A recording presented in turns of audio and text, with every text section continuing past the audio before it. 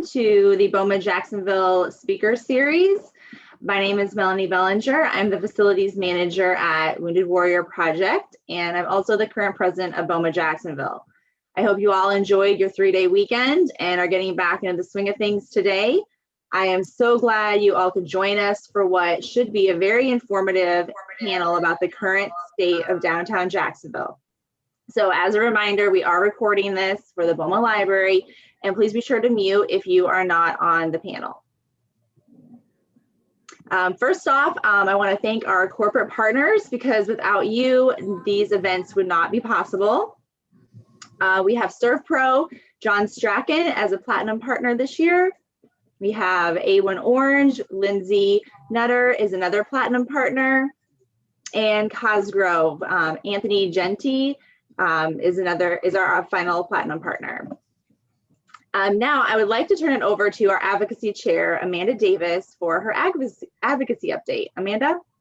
Hello, everybody. I hope you survived the rainy, fun weekend we just had. We have a few updates. I'm going to keep it kind of short. Just as a high level, since it's the beginning of the year, to go over what our kind of main focus is for BOMA Florida and BOMA International. It's going to be a heavy legislation year due to COVID and a lot of other things that are going on right now. As you know, we have been advocating for sales tax reduction slowly on commercial rent.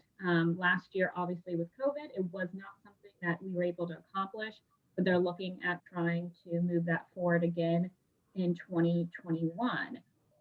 The other big item for revenue stream here in Florida that we have coming up to the table is internet sales tax. Right now we have House Bill 15 and Senate Bill 50. These will enforce a sales tax on purchases made on the internet. The estimated revenue to the state could be as high as $50 million annually that's not collected on sales tax on the internet. So that's something to look out for, and that's something BOMA is partnering with to try and get passed through. The next item, we're seeing a lot of different bills coming up, which is COVID-19 liability relief. There's a House Bill HB 7 and then a Senate Bill 72, which have both passed their first committees, but they have 2 more to go through before they can be moved forward. There is some opposition to this, basically because the definition of grossly negligent, this would protect businesses from lawsuits if they have shown that they've acted in good faith during the pandemic. But there's not great definitions on the level of negligence, and I think that we're going to see some opposition in committee to look at for a better definition of that if they want to get that pushed through. The other items we have right now is actually NAIOP is looking at partnering with us on the FACT Act permitting reform. Currently, we are able to utilize private approvals to get permitting pushed through. The only thing that we're not allowed to do that is for a fire inspection. So they're looking at maybe getting that added so we can also push fire inspections through a permitting stage to help with some of the delays we're seeing in construction. So right now, those are kind of the big items of 2021. We're just getting started with legislation. We're going to see a lot more things coming through. It's going to be, I'm sure, a busy year, and we will keep you both, you guys posted on what is happening on the state level as well as the international level as well.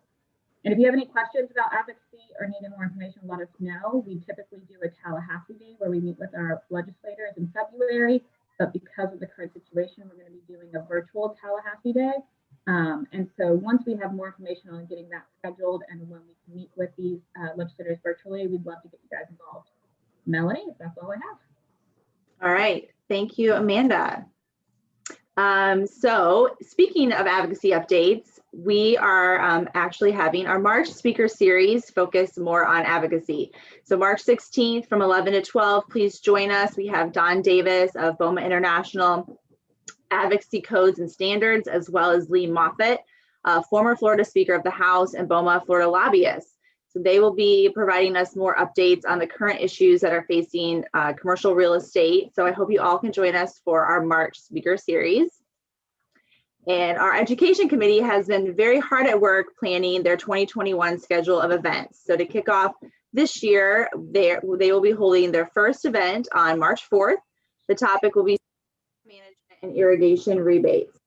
Please join us for that event as well and learn how you can best manage your stormwater, as well as take advantage of the irrigation rebates that are currently being offered before they expire. We still have some masks available to purchase to support BOMA PAC.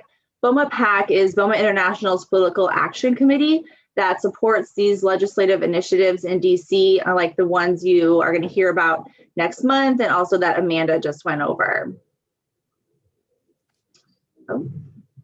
And please join us next Friday for our coffee talk on February 26th. The next topic will be where will you go first once the travel restrictions are lifted? So looking forward to hearing where everyone wants to go, because I'm sure some of you who are avid travelers are just dying to get somewhere.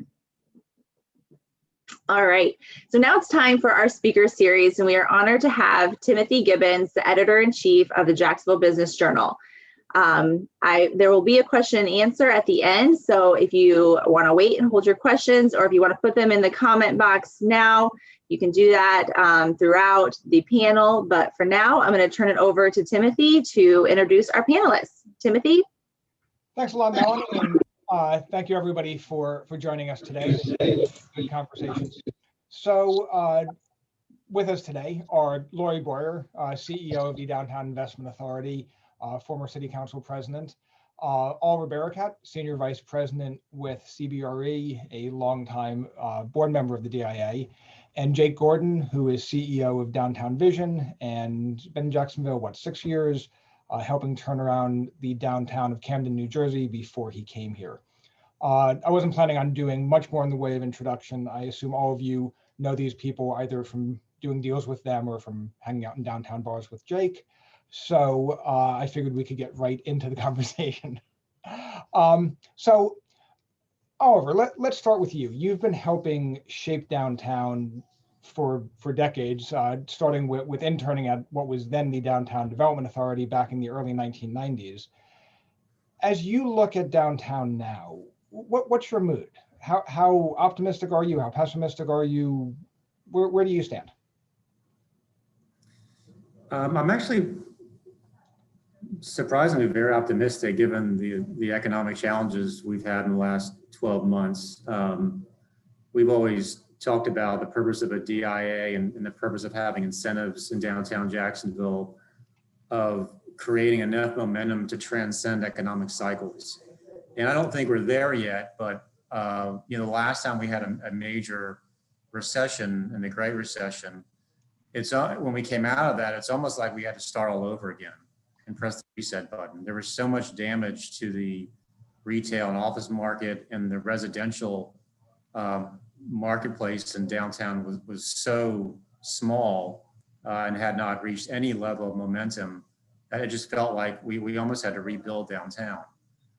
We don't have that feeling at all today. I mean, despite the disruption in the office market and the consequential challenges that's going to create with some of our retailers, and that's just obviously not just a downtown problem, but I think that the problems are more going to be more acute downtown than maybe in the suburbs for the obvious reasons around the pandemic. But despite those challenges, we've got really strong momentum on the residential side, and we've got some interesting momentum on the public realm side when you look at projects like the Emerald Trail, and then some of the things Lori and her team and we at DIA want to do with the landing. So I feel given where we are with the overall economy, I feel very optimistic about downtown's momentum being carried through this recession, and as we come out of it, things could really catch fire. I'm fascinated by the Emerald Trail project. As we cover development and the general shaping of downtown, it's going to be amazing to see when that is complete, what that does. But let's talk about some projects that are in different stages of completion. I want to go back a little bit in time, Lori, as we look at the things that have shaped where we are now. Obviously, the last big downtown project that grabbed the headlines was Lot J. Not going to rehash Lot J. DIA was not heavily involved in that. Just as a side note, somebody from the mayor's office was invited to be on this discussion, didn't come. But Lot J and everything that happens there sets the stage for the shipyards in Met Park. And that is a project that DIA is heavily involved in. Where does that stand? And I guess more importantly, what's your feelings on that? Do you look at the shipyards in Met Park and do you see that as something that will happen? And when it does, what type of impact will it have? So I think it's highly likely you are going to see something happening there soon. I think the character and the density and intensity of what you see may be different than various proposals we saw 20 years ago or 10 years ago. But Different how? well, so for example, I think there was something in the paper last week that Iguana definitely plans to move forward, at least with their interest in a medical office building and a hotel and potentially some residential, which is certainly a mixed use concept that's very consistent with things we've seen in the past, but the scale of it is much smaller. And as you're aware, there is discussion of Mosh moving to the North Bank, and Mosh has a particular site in the shipyards area that they're interested in. There is already a fire museum there that might be relocated. The Orlick is interested in going there. So I think the essence of Lot J was that we need more entertainment and we need more ways to attract both residents and visitors to downtown in general, but in particular to the shipyards area, the sports and entertainment district, and how you connect them down there and further activate and energize that area. I think you can do that with a really extraordinary park space that connects Berkman down to Metropolitan Park, that also has some development and mixed use in it, and also has some civic attractions in it, and also has restaurants or other venues. It's a difference in scale, and it's not clustered in one tight, compact development on Lot J. But I think in essence, you can get to a similar demand and draw. So I think you're likely going to see that. We have a workshop scheduled. This is I'll promo it, next Tuesday at noon, that will be available on Zoom as well as in person at the library conference area. And it's talking about kind of our whole vision and DIA's master plan concept for the waterfront on North Bank and South Bank, but it will focus on that area and elaborate more on it. Which is something that there are people who say the city has been missing. I know it's something you've been working on for a while, having kind of that overarching vision. I'm curious, as you look at that vision, actually I want to bring Jake in to kind of talk about this. So one of the challenges of downtown development is the energy and attention that gets paid to the entertainment district, to having Lot J, to having the shipyards, to having the stadium. Where a lot of times when people think about downtown, they're thinking about, well, downtown, the actual central business district, the core of what we think of as downtown.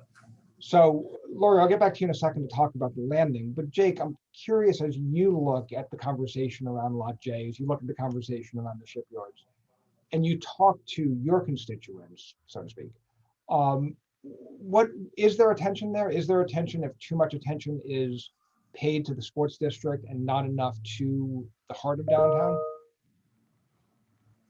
You are muted, which is the first time anybody's ever said that about Jake. That's never happened in real life. Yes. First of all, I want to put my sincere apologies for Jordan Ellsbury from the mayor's office, who could not be here. And he was called away to Tallahassee. So if you have questions for him, feel free to email me. I'll make sure he gets them. He does deserve a lot of blame for inviting me or recommending me in his place. So I'm sorry about that. The downtown, as you know, Jacksonville, I've been here, as you said, Tim, 6 years, is a massive place, an amazing city, but it's very, very massive. So there's already this idea that from a city perspective, the city has a lot of needs that aren't just in downtown. That's why it's phenomenal. The DIA has been created and Lori leading it and Andre before. For downtown, only 3 square miles of that 860, but there's already a lot of neighborhoods, so to speak, or districts, as the DIA have tried to done a great job of identifying them. So I wouldn't say there's tension. If there's, we always talk about the pie. If we're growing the pie, there's no issue. If we're just cutting the pizza pie into smaller slices, then there's an issue. And I think Oliver pointed out that the pie has been growing, right? I mean, there's been people that I've been talking to in downtown have good things to say about the growth. And that's why this global pandemic was even worse to think about, because they thought maybe some of this progress would slow down, but actually it's probably continued a lot more. So as long as the pie keeps growing, there's plenty for everyone in downtown. I think downtown needs a lot of things, and we're trying to focus on a lot of them. I know Lori is unbelievable at keeping 500 projects going at the same time. So we're just trying to keep up and make sure that things are moving forward, because there are a lot of fantastic things happening. Which sets us up for talking about the landing. So Lori, the first phase bids on that are due in a few weeks, if I recall correctly. And that's the beginning of a process that's not the same way other development projects like that have been done. It's something that will bring in, it's set up to bring in more community involvement, to have more of a public discussion from the get-go, rather than leaving all of that to the end. What type of response have you gotten, Lori, on both, not officially, but as you talk to people who are involved in this?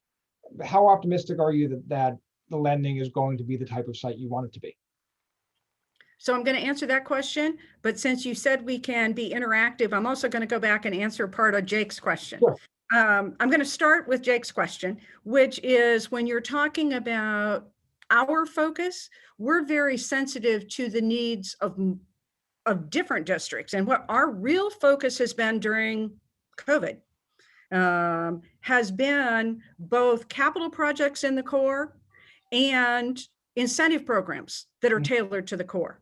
So we've developed a facade grant program. That's how do you get the storefronts looking better where they're deteriorated. We went through and developed a whole new program for historic buildings. And how do you really provide enough incentive to get the currently vacant and aging historic buildings renovated and back in service, adaptive reuse of those structures. That's critical to the perception of safety and activation in the core, because no one likes to walk by those buildings as part of their walk to the parking garage or their walk to eat. And then we've focused on food and beverage districts in the core. So both from an incentive standpoint, our two-way street conversion is in the core. The Hogan Street cycle track is in the core. There's just so much that we've been focused on that are really kind of honing in on that central area that I don't want anybody to interpret that it's being neglected or overlooked when there was this focus on a large project in sports and entertainment. Okay, now to answer your question about the landing. So far, I think it's been quite well received in terms of the concept and the perception. And I'll explain to this group, and you will get it, how we got to this approach. So when we put the Ford on Bay site on the market a year and a half ago, we were really hoping that the market forces would generate a high-rise building with more green space, or if not, a mid-rise building, and they would pay us for the site. We thought there was enough money in the transaction to do that. Our rents had gotten high enough for residential uses that we would get there. As it turned out, that was not the case. And so what we had is a situation where the proposals were all suggesting mid-rise with donated property. Our concern at the landing then is, thinking of the landing as a premier site, is not wanting to put the development parcels at the landing out for a similar level of investment. If somebody was going to ask us to give them the property, ask for incentives, and then develop a mid-rise product, that wasn't good enough for that premier site. We wanted more out of it. We wanted iconic architecture. We wanted something really special. And that was when we shifted our focus to, okay, we will work on the design of the public space first. We will make the public space that iconic, extraordinary space. And then we will require that the development of the private pads adjacent to it integrate with and work with whatever design is selected for the public space. So that's kind of the process we went through to shift from doing the private development first and letting it dictate the public space to letting the public space dictate what the private's going to look like. So as far as the process goes, as probably everyone on your call knows, we are selecting the 3 most qualified teams, and then those 3 teams are each designing what the space would be like. And then there is a public workshop and opportunity for public input and engagement in the selection of what the winning design is that we hope to fund in next year's capital program. So that obviously is setting up a much more energetic response from the private market. So, which is, now a good time to turn to you, Oliver, and kind of get a sense of what does the private market think of Jacksonville? I mean, as you look ahead at once the public space at the landing is done, what type of interest would you expect to see? Are you seeing, kind of written more broadly, a different type of interest in downtown Jacksonville? Are you seeing different players look at the market? What are you actually seeing out there? Well, on the investment side, most of the interest is on the multifamily front, and I'm not a multifamily specialist, but I do have my ear to the ground as far as activity is concerned, and I just put the Salvation Army properties up for sale, which is a mixture of land and buildings in the core of downtown, and have gotten an interesting amount of interest from multifamily developers that want to do market, not affordable, but market-based housing in that part of downtown, which I think is a sign of progress, because that's that's east of Main Street and almost on the northern end of downtown. I mean, even 5 years ago, I would be shocked if a market-based multifamily developer had any interest in that part of our downtown. The other thing I would say is that Related Companies, which is a very well-known and respected international multifamily developer, wants to be in downtown Jacksonville. They submitted on the courthouse site last year. Their submission was not satisfactory to the DIA for a number of reasons, but they came back and have made proposal on the River City site next to French and Fountain. Although some members of the community have some issues with that design, that issue aside, the fact that Related wants to be in downtown Jacksonville, I think is a statement. And I've told folks that are not in the real estate business, they may not be aware of the significance of having a company like that want to be in downtown, but it is a statement. Office side, look, downtown Jacksonville struggles. Jacksonville's office market in general has not been perceived as an institutional office market. And the DIA strategy, for lack of to put it in simplistic terms, has been to really focus on residential in the first almost 10 years of DIA's existence. And that is because we believe everything else will follow that, both office and residential. And I think that strategy in the post-pandemic or pandemic world will become even more relevant as office densities are challenged in urban areas in the years to come. And we need to rely, and our retailers and our overall experience needs to rely on residential development. So the good news is we're at a good place where market-based multifamily developers want to enter this market. Building off of that, and let me actually ask all 3 of you this. You mentioned the pandemic, you mentioned how that will reshape the office market going forward. There was also, the assumption is that it will reshape the residential market in larger cities, which could actually be a good thing for Jacksonville if people are moving here.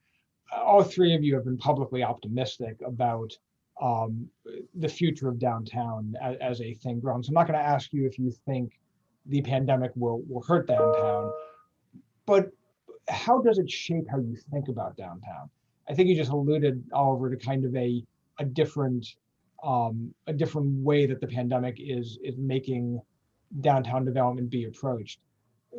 Turning it to all 3 of you, have the events of the past year made you think differently about what downtown needs, either in terms of uses or in terms of incentives, or do you basically just see this as a pause, basically, and now hopefully as things get back to something like normal, you can just move ahead with the plans you had before? I mean, I can take a quick stab at that. From a policy level, I don't think the board of DIA has really had that discussion in depth. I mean, maybe Lori and her team at the staff level have. I think we're a little bit more of a wait and see mode. We do have, and Lori alluded to this, a retail enhancement program to help catalyze really ground floor retail in downtown. And I think, we just refunded that before the pandemic. And I think we have to be really thoughtful about bringing on more retail supply in downtown at this time and bringing on more, competition against our existing providers of lunchtime or whatever bars or whatever the case may be. And we may have to maybe retool that to kind of help our existing tenants survive and eventually thrive in downtown. So, but other than that, I don't think we've had another change in strategy. One of the things I would say is, I think we've all realized the importance of outdoor space and the importance of, what the public space along the riverfront can be to our residents and our office occupiers. Now, I live in San Marco, and we've been spending more time on the South Bank Riverwalk than I ever have, just to kind of get out of our neighborhood and walk, particularly during quarantine. So that public space, that outdoor space is absolutely critical. It already was. Everybody knew that it was important to have a thriving and dynamic urban area. But I think with the pandemic, we know there's a real premium. Jake, Lori, changes, how the pandemic has changed how you see downtown's future. So I'll jump in. I think from Oliver's right about the residential. I don't see a change in focus. If anything, it's accelerating. We have a lot of out-of-state investors interested in Florida and interested in the multifamily market. So that's a real positive for us. And, our goal was 325 units a year. We've been generating about 650 units a year. We've been able to absorb them. We're keeping our rents up. We had a blip in the April period, but we're back up now. Steve Atkins says he has a wait list of 130, and his second round of rentals at the Barnett are well over $2 a foot. So that's all in the direction we want to be and where we want to go. So definitely good that whether we were lucky or strategic, the fact that we were so focused on residential is a good thing because we already have the tools. We're already ready to move on those. So that's helpful. Retail, obviously the kind of retail you're seeing is changing, and we need to respond to that. So the focus is much more on food, beverage, entertainment, service establishments that you can't order online. Whether it's the nail salon, the barbershop, the whatever, but less on your traditional retail establishments. And so there's the adjustment to that. And then when you talk about the one thing that we have to be sensitive to, and that really has been pandemic driven, is construction costs and supply chain disruptions. So we've seen wood frame costs go up significantly in the last year, but not so much on the concrete and block costs. So really what that may lend to is the ability to have more 12-story buildings rather than 5-story buildings. So we'll see how that evolves, and if that all kind of washes out as the pandemic eases, or whether that becomes a pattern that will shape us for the next few years. Jake, thoughts? Yeah. So first of all, I think, obviously the pandemic has had a huge impact in downtown, but it's been interesting that it's kind of hyper-focused in certain areas. I think hospitality and the hotels were hit very, very hard. I think hotel occupancy was down like 60%, where usually we're trying to get it up 2 or 3%. And they were doing very well before.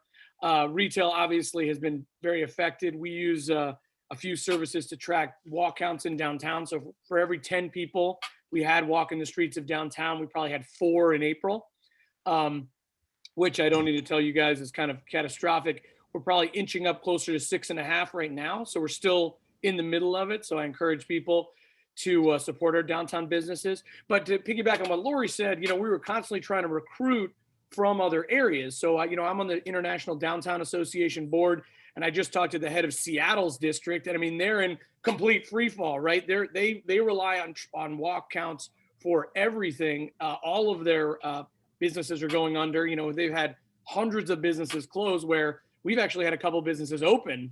Just last week, we had a coffee shop open in downtown on Hogan Street. So, you know, relatively insulated, a little ironic because we weren't as filled out as a downtown Seattle, but that helped us during this pandemic a little bit. And so from a recruitment perspective, I'm personally fielding more calls from New Jersey and California and, you know, the tri-state area than ever before. People are buying houses sight unseen in Jacksonville. They're just calling up realtors and moving here. And, you know, you post on the internet that I live here, and I have some random law school classmates being like, I think I should move there. So that was definitely not happening before. And I mean, I think Nocatee had its best month ever sometime during the pandemic. And so you can't underestimate that power of this idea that if you were ever going to move out of New Jersey like I did, now's the time. And I think this huge influx of new people is only positive, much like, you know, having younger people in downtown. And so, you know, for us, I still remain positive even with the pandemic going on. So Laura and Oliver, you both talked about the DIA's programs to incentivize development in the urban core. And obviously, some of these programs are newer. Some of the historic ones have been around for a while, but are just being more utilized now. You compare downtown Jacksonville, though, to other cities in Florida, and obviously, but you know, by necessity, we have a higher level of public involvement for things to take place. How much longer does that last? At what point do you see a less of a need for public dollars to go to these projects, you know, particularly on the retail front, where incentivizing restaurants isn't necessarily a traditional thing to do? How long does that go on for?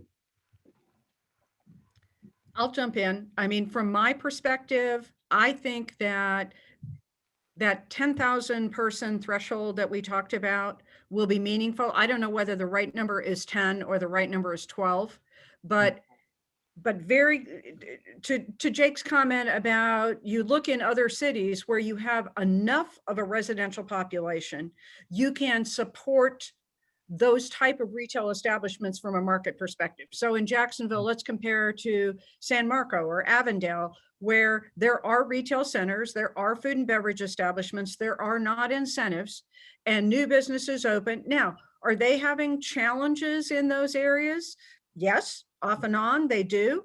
And that's not to say we won't still have vacancies in certain areas, but I believe that the concentration of residents in downtown can really make that feasible without incentives in a relatively short time frame. I mean, we are at 6,000 residents now with the units coming online. I mean, we'll be over that 10 number probably in 3 years. Mm-hmm. And so, you know, is it 3 years? Is it 5 years? But I think that's a relatively short time horizon to overcome now that obviously is somewhat market dependent, because again, we go all back to our rents are lower than these other comparable cities you're talking about. And when the rents are lower for office space, for residential units, et cetera, there's more need for incentive. Did it surprise you that this might get, you know, too deep in the weeds, but did it surprise you that the restaurant over at the River City Brewing site needed to be incentivized? You mean the proposed new restaurant? Yeah, sorry. I don't think it needs to be incentivized from a will it succeed standpoint. I think it needed to be incentivized to convince them to do one, because they related group that Oliver was referring to has the contract to purchase the ground lease, the 77-year ground lease from the existing owner. And just like their Fort on Bay site, where they proposed next to no retail, they don't like to do retail.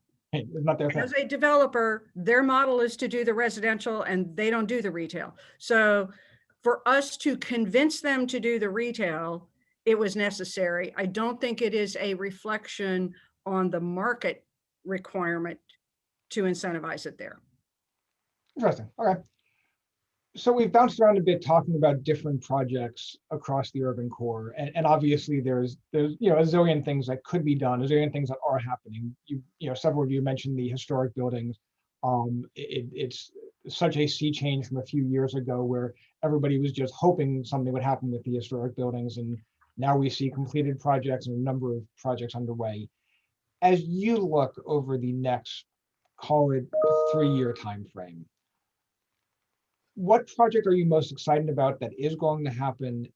And what project do you want to happen? I look at things like the Berkman 2. I look at things like the long talked about moving the city jail. What isn't being done? And I'm probably phrasing that in a way that sounds like I'm asking you to attack somebody, and I'm not. I'm just wondering what things on your wish list would you hope they would get would be gotten to next? And I don't know. We can start with let's start with Jake. Well, I'll go quickly. I think I honestly, I was thinking the DIA needs a huge amount of credit. Oliver and Lori, you mentioned the restaurant. I mean, we had a developer that was really interested in investing, but didn't want to do a restaurant. But I think Oliver brought it up at the meeting that I sat at the public meeting. And then Lori worked with them. And it's like this idea that we're so glad to have the DIA managing the city's investments. And you end up in this delicate dance with a developer where the city and the downtown wants things that maybe the developer doesn't want to give, and there's this delicate dance that goes on. For me, at Downtown Vision, we're going to leave the investment on these huge projects to the DIA, but want to do some smaller ones. The Jax River Jams was mentioned right in the beginning. That's our concert series coming in April, which is supported by the DIA and the city. So trying to put some more there into downtown, which is, all of these developments, both residential and commercial, it's all about a little bit about the buzz that's coming. Everything is estimating and guessing what will people want in the future. And I think we could definitely do a better job of that. That's one of the reasons why we're working with the Chamber and Florida Theater on that, jaxriverjams.com.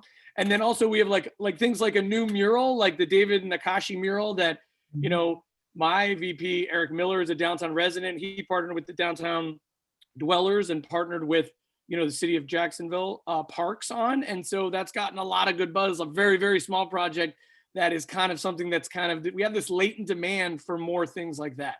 I think it's, but so from a big project perspective, I think it's just more people. People ask me what downtown needs, and I just say more people. So it's more people. It's a lot easier to bring a lot more people down when you build a spec office building. I'm not sure we're there yet, but the idea that we can bring more people down in other ways, I think more and more people, especially post-pandemic, knock on wood, we're going to keep doing better things. Oliver, what would you like to see on the city writ large, not city government necessarily, but what's on your wish list as the project that would get tackled post haste? Yeah, I mean, I'll echo Jake's comments that we need just more people, more density in general. But probably the project I'm most excited about, and not to beat a dead horse, but it's the landing. I mean, it's for a number of reasons. If you think about it, if you think of downtown Jacksonville's history, we're probably at a low point as far as the ability for a citizen to experience the riverfront in our downtown. The landing's gone. We don't have very many other restaurants. We have 2 good river walks on both sides of the river.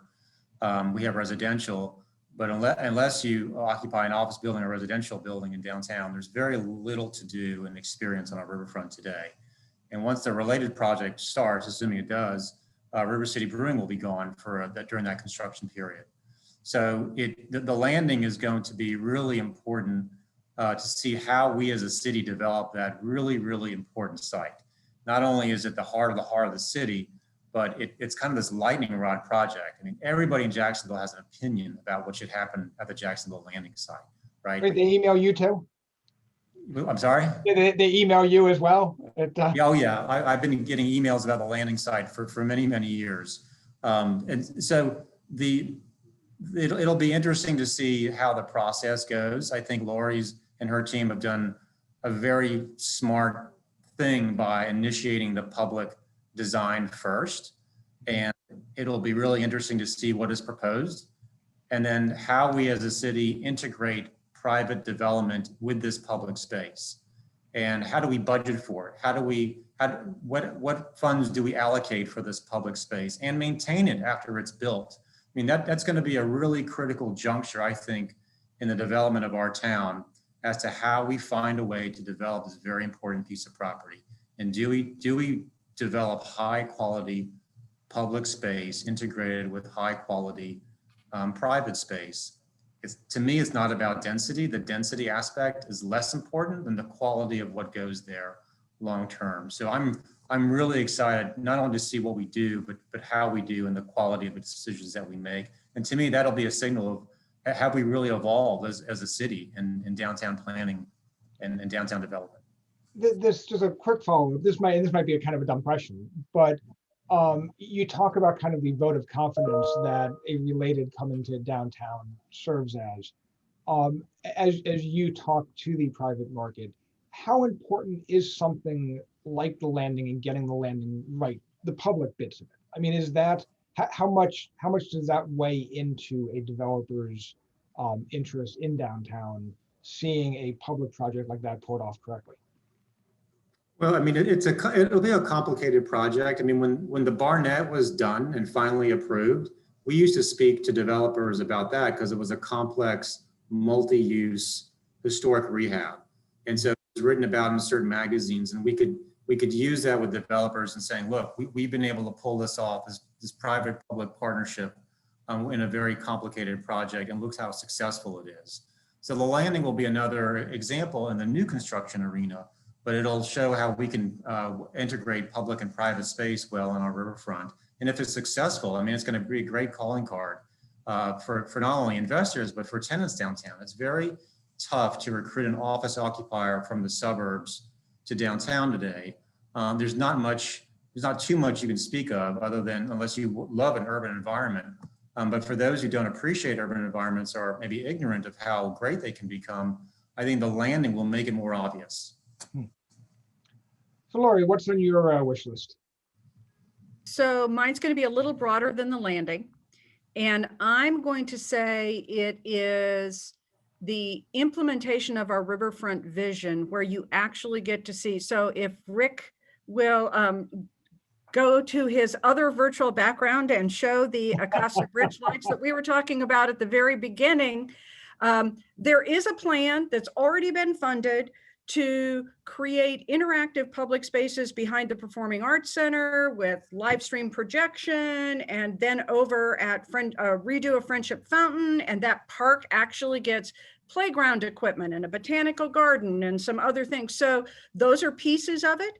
We're working on that at the district right now, and it's a health and wellness node where the Riverwalk gets extended there, and there will be amenities on that. What goes at the landing will be part of it.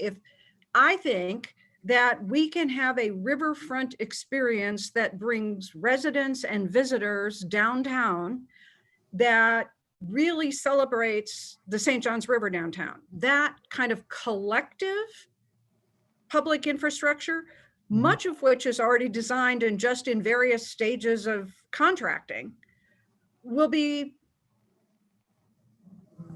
catalytic for all of these other things you see. It will be dramatic.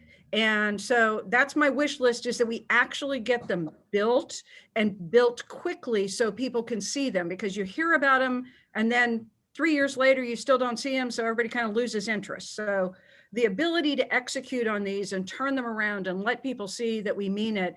And then the Emerald Trail connects into that, and McCoy's Creek connects into that. I mean, I think it's really kind of an extraordinary plan of how this interconnected public infrastructure will energize private development and facilitate private development. So that's my big wish.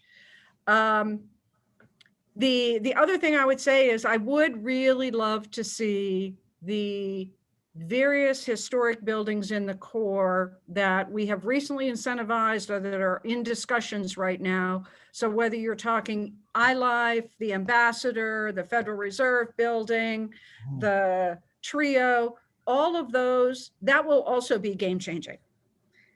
If you see those significant renovations happen, not just at the Barnett, but in multiple buildings, I think it will change the face of the core and make it easier for everything else we do thereafter. You talk about things taking a long time, and the kind of pre-conversation that we had on JTA lighting up the bridge and the other bit of that has been approved. And I remember writing about that when it was first proposed. And the excitement that was there of this is a way of activating the riverfront in a new and unique way. And I know it's been going on behind the scenes, but why is it taking so long? I wish Jordan were on the call. Jake, will you pass that question to Jordan? I mean, once things get in our procurement and contracting process for, Public Works manages all of the contract execution, whether it's for parks or anybody else. And there are stages of the process. And then someone's contract has to be amended because it's exceeded the limit under a particular procurement code. And then it waits for the next fiscal year. And then, it's agonizing. And I will say that and then in the Performing Arts Center case, it was a decision that, it makes no sense to do the upland until you finish the bulkhead, since you knew the bulkhead had to be done. So now the work is, the crane's out there, we're doing the work on the bulkhead, but that delayed the upland work by a year. Good news is now the upland work should be finished at the same time as the Hogan Street cycle track. So there are positives of the coordination that comes along with that, but it's painful that it takes 3 years, 4 years, 5 years to execute something, as opposed to being able to actually go from a design concept to a completed construction document to a completed project. I mean, we would hope we could get that down to 2 years max, but. Jake, do you have anything you want to add on that?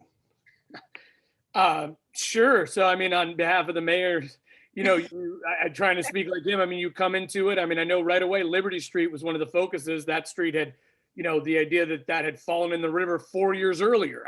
These infrastructure issues are huge. I mentioned earlier the scope of our city. As you see, we're lucky to have the DIA as an agency focusing on downtown. But then you get Public Works and Parks. I think Parks has 400 and something parks all over the city. And we're still scratching the surface of our focus on downtown. From my perspective, Mayor Curry's been nothing but positive about downtown and has put as much focus on downtown.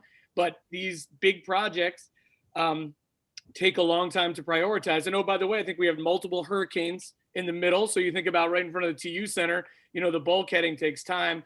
I do truly appreciate, though, what Lori's pointing out, that we haven't done a good job of messaging that, because people hear about it and it's this big thing, and then 3 years goes by and it's just crickets. So I do think some of us, like myself personally, try to make sure some of that messaging gets across. So, but I think that's where we're still doing better than we've done before, but we still have a long way to go. Lori, we've talked a lot about big projects, and actually I probably want to toss this to all three of you. One of the other things that I think is important with downtown development is the smaller projects. And Lori, you mentioned two-waying of streets. I always go back to earlier in my career covering city government things, and the huge fight over things like roundabouts and any traffic calming measure. It's amazing how long those projects can take. As the three of you look at downtown, what are the little things that need to be done? And I particularly ask that in the sense of the audience we have obviously has their connections with city government, has their connections in the private sector. Little things might be easier to push for. So what little things do you have on as you look out, things that you can see happening in the next year or two and that you hope happen in the years after that? Whoever wants can start. Jake, you want to take it first? Sure. I already mentioned some small things, murals and public art and placemaking and things like that. I think that, we are dedicated. I guess I go back to the residents. Oliver pointed out that, we have more residents than ever before. And I think, even 10 years ago, we were like at 3,000. Now we're closer to 6,000.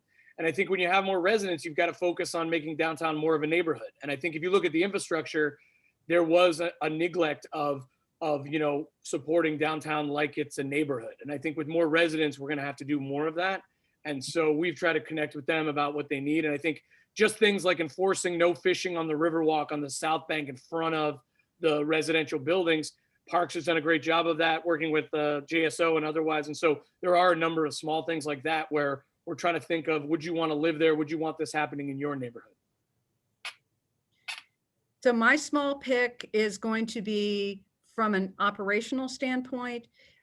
Jake focuses on clean and safe, and I'm going to add to that the aesthetic. And he mentioned it a little bit with public art, but the idea that our tree wells are well maintained and mulched, and that our sidewalk pavers are repaired, not with asphalt, but with other pavers. And so that you have this, the sense of pride in the appearance of the downtown area. So it doesn't look neglected and that it doesn't look abandoned, whether it is streetlights that are consistently repaired and on and work, or whether the banners need to be reinstalled because they're faded, or and primarily it's a lot of on the sidewalk stuff. Not that they're not clean, they're clean, but they just then look tired. And we have these kind of trees that are dying. And I think the idea of taking pride in that space and making it look like we care about it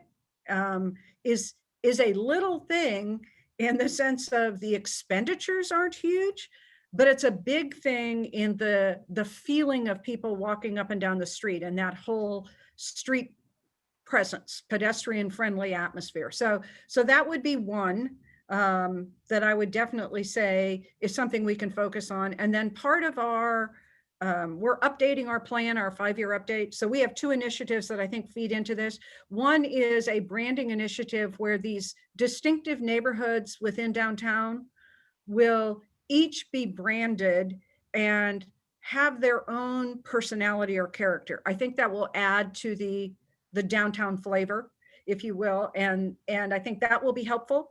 And I think the other one that I would add to that is that we're also looking at downtown neighborhood parks. So parks to serve the residents, park that is a dog walking park, park that is a playground, park that is not the destination parks on the riverfront, but things that are really neighborhood directed, resident directed. You know, the basketball court that might be under an overpass so it doesn't get rained on, but how you can activate that. So those are smaller things that I think are opportunities in the next 5 years, all of which we can accomplish some of. There's a whole discussion, I think, that we actually don't have time for now about dealing with the downtown homeless population when you talk about parks and talk about neighborhood parks, but that we'll have to wait for another time. I am going to toss to Rick in a second for audience questions, but before I do that, Oliver, anything on your small scale wish list? Just real quick, I mean, one of the many things DIA does is deals with parking. And we just implemented, we just raised the price of meters downtown to help with the turnover. And as people spend more temporary time being included in office buildings, I think that meter management is going to become more important so people don't park on the street all day. And one of my wishes is that we get a parking app and eventually replace these meters, which we are working on. And so we can catch up to the 21st century with other cities in the United States. Lastly, I would just say, you know, Jacksonville loves big deals. I don't know why, I guess because we're consolidated government, we always make these lists of like big city this or big city that. We have this mindset that big deals are really essential. It's that kind of attitude that got us to Jacksonville Jaguars, you know, 25, 30 years ago. So it's not a bad thing, but it kind of manifests itself in downtown development. We always focus on these really big deals. And not to say we shouldn't, we absolutely should. But, you know, to your point, Tim, the singles and doubles, the Calford Chop Houses, the Bellwethers, the Federal Reserve building projects that Lori and Jake mentioned, that's our marketplace. That's our natural. We have the incentive budget to deal with that. We have the marketplace to fill those buildings up, and focusing on those singles and doubles, which we've been doing. We should continue to do. These big projects are important, but they're occasionally a distraction to the public. And they think when those things fail, that downtown is failing. We need to do a better job of reinforcing the fact that these smaller projects have really created the momentum over the last decade and are taking us through this recession. Wonderful. Rick, do you have a question or two from the audience that we didn't get to? Actually, if anybody wants to put a question in the chat room, you can go down to the bottom of your screen. But there are none in there. But I do want to mention one thing that Jake brought up, and I was pleasantly surprised the other day as I was crossing the Fuller Warren northbound to see I think it's the old original Haskell building. the top of that has been recently a nice mural on it. And it is so refreshing to just see all those bright colors. So it's interesting. I've never really been a big advocate of murals on buildings, but that did something to me when I drove over that building. So seeing more of that, a lot like the picture, my background, where we can light up the Acosta. I think that shines very positively on the city. It's interesting how somebody used the term buzz, that idea that the lights on the bridge isn't a massive infrastructure project. And I know it took a lot of work to get done, but it had an outsized impact in terms of giving that energy to the downtown skyline. Yeah. Rick, Yeah. Rick, Hey, the chat Rick, is disabled. The chat box is It's disabled. disabled. Why is that? That's why no Wonder comment. there were no. Wow, Rick's doing a bait and switch. All right, so if anybody wants to unmute themselves one at a time and jump in, I'm not really sure what happened there. I have a question. Go ahead. It's Kimberly. Hi, everyone. I am, oops, what happened? I am a native of Jacksonville and just old enough to remember the vibrancy of downtown before suburban flight. But one of the things that I big proponent of downtown, but one of the things that concerns me, and Tim, you kind of touched on it, but said we don't have time. I live in historic Springfield, so I'm driving through downtown all the time. I'm also driving down that corridor, Jefferson Street, and see what's happening with the growing homeless population. I saw when the planters were put around the perimeter of Main Street Park that drove the homeless population away from that area, and they keep getting moved around. And I love open space. I love green space. I walk the bridges multiple times a week, but I'm concerned about what are we going to do as these open spaces do become more prominent downtown to How do they not become homeless? havens? I can take that. This is Jake. The Mayor Curry has had a task force for downtown homelessness for at least 3 years now. Definitely the number one thing that people mention to me in my job in downtown. I think that we somehow have a big disproportion of the homelessness in downtown. I think there is a big plan for that. As Tim mentioned, not as much time, but just you can see though that these and cities around the country are struggling with this, and COVID has really slowed it down. The CDC guidelines say that you're not allowed to touch anyone right now. So we had a lot of movement, and actually that's why just now, like 6 months or however far we are into this pandemic, you see this popping up of all these tents. For a long time, we were doing a good job of relocating people. And I just will say, there's no, the idea that helping downtown and helping these individuals go completely in sync, getting them off the street and to the services they need, it's helping downtown and it's helping them. I think that it is a problem that takes a lot of money and focus and leadership. And I think Mayor Curry has shown that he's willing to do that. And we have the urban rest stop now and a number of other things that are being added. And I think with this pandemic, it's been a challenge, but I think you'll see a lot more. I think what you see on Jefferson, they announced they were going to put people into hotel rooms because there's money for that. And then 300 people showed up the next day after that got announced. So in retrospect, I think the demand was a lot higher than maybe it seemed at first. So, but again, very sympathetic plans are in place, working with social services and all, and really trying to make downtown, help these individuals and help downtown. Well, I think that probably could be another Zoominar that might be a good topic actually for a moment to talk about what's being done, what more needs to be done. But for now, we are going to wrap it up. And I do appreciate all the panelists spending their time today to talk about this topic. I learned a lot about where things are going, and I hope the audience did as well.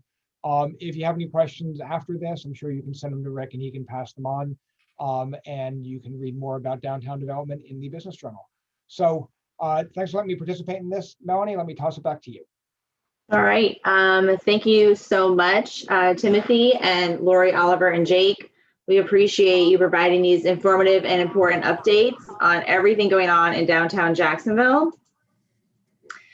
So just a couple follow-ups before we wrap up today. Don't forget to send in your renewals. They're due March 1st.